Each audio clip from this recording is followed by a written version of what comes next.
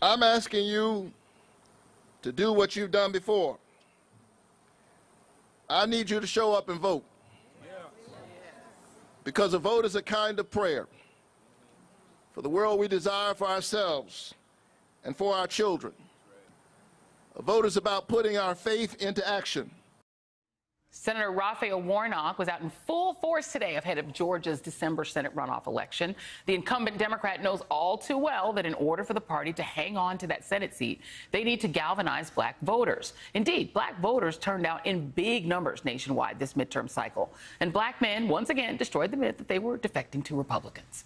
But in some states, the turnout models did not seem to work as well. States like Wisconsin, Ohio, Kentucky, Arkansas, North Carolina, Florida, and Louisiana saw challenges in getting black voters to the polls. Even when in all but one of those cases, they had a black Democratic candidate on the statewide ballot. The problems were especially stark in Louisiana, where Democratic Senate candidate Gary Chambers posted this on social.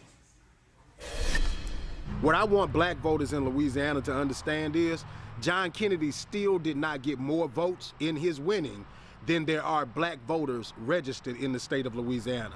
And if we ever decide to show up in numbers the way that we exist in this state, we can decide whatever election statewide we want to in this state. Joining me now is ESPN correspondent Angela Rye and Alicia Garza, co-founder of the Black Lives Matter movement and host of the podcast Lady Don't Take No, which is fabulous. Thank you both for being here, my friends. I want to start by playing just one other little clip from Gary Chambers. I've just been a little obsessed with him because he's been speaking a lot of truth on his social media. Here's Gary Chambers again.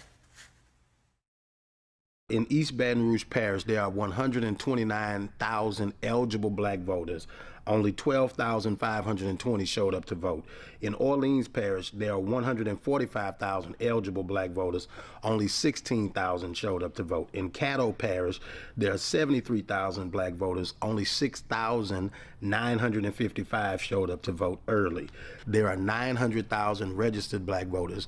96,000 black voters have showed up so far. That means for every black person in Louisiana right now that you see, when you see 10, only one of them voted.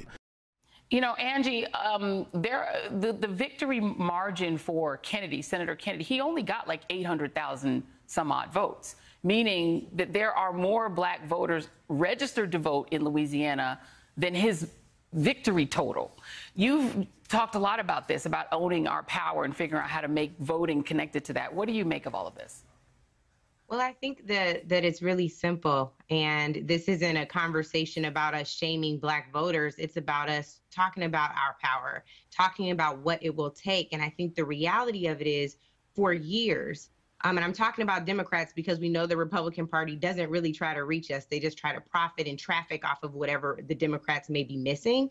But the reality of it is, if you only engage people around election time, you may or may not get the results that you really want. You should be trying to strive for political engagement 360 with the black community, political engagement 360 with the Latinx community, the political 360 with the indigenous community. And the reason for that is, when folks walk in their power, when they're engaged in shaping agendas, shout out to the work of Alicia's Black Futures Lab and the Black Census Project, which does this. It ensures that we have data that can be collected and then turned into a black agenda so that folks have things to advocate for with the folks they elect on election day. But if you just say, I'm coming to you in the 11th hour. I had a candidate who said, hey, I want to get on the Breakfast Club 2 weeks before the election. Well, guess what? You're probably not going to get that full demo. You've made one point of contact. We know even in marketing campaigns for movies, they hit us on coffee cups, on polls, on bus stops. They hit us in multiple ways to get our attention. One touch point won't survive. Clearly, this is an op-ed, Joy. I'm going to be quiet and turn it back over. But like, this is the thing. Well, no, and listen, and leaving it up to our wonderful dear friend Latasha Brown, who's happy birthday, Latasha Brown. Happy birthday. She can't do everything, right? I mean, Black Voters Matter, Alicia, does a lot. But the party, let me just read you a little bit of what Chevron Jones, I love Chevron Jones. He's one of my favorite politicians in Florida, and he's a state senator there. And he said, Democrats have taken large swaths of the electorate for granted, chased the shiny object of the day the day from a messaging standpoint, oftentimes landing on disjointed, tone-deaf themes, empower the same few consultants despite loss after loss, and fail to build a sustained presence in organization and communities across the state. The result, 30 years of Republican control, staggering affordability crisis that's unsustainable. And this is an elected Democrat saying that, Alicia. Well, it's absolutely right, Joy. And we've been saying this for years and years and years. It is, yes, about 365-day engagement in Black communities. It's also about money and dollars and investing resources in Black communities for voter engagement, for voter education, for voter activation, for Black voter organizing. I can tell you in places like Georgia, there was a lot of money moving around, but not enough money moving to organizations like Black Voters Matter, who, of course, people depend on, right, to activate and energize the Black vote. But if they don't have the resources that they need to do that, then we end up in this situation where we're asking, well, why didn't Black people turn out? Here's the thing, Joy. Black people are up against voter suppression that's making it harder and harder for our voices to be heard. We are also up against misinformation and disinformation.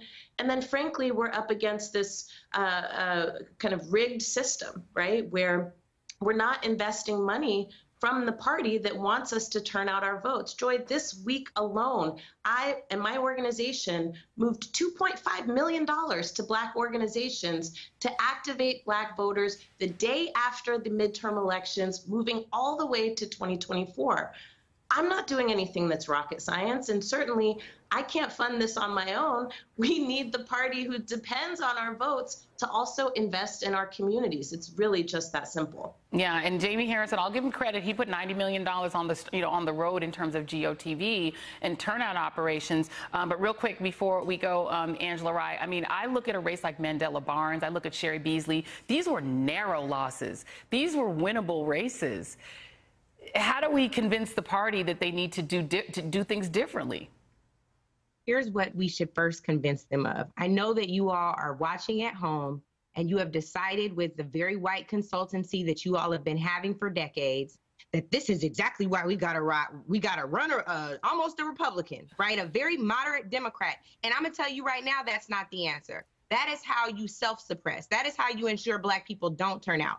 You need dynamic candidates that speak to our issues. You need younger candidates who speak to our issues. You need to ensure that you are employing a whole new class of consultants who don't think the same way that you always think. It doesn't work, and we don't know what else to tell you at this point. You've got narrow loss margins, you've got large ones. There's a lot to choose from, but you've got work to do. Absolutely, and Charles Booker, Gary Chambers, Chris Jones, there are some fantastic candidates. You got to give them some money, y'all. You can't win an election without any money. I wish we had more time. Angela Rye, Alicia Garza, thank you very much, my friends. I appreciate you both tonight.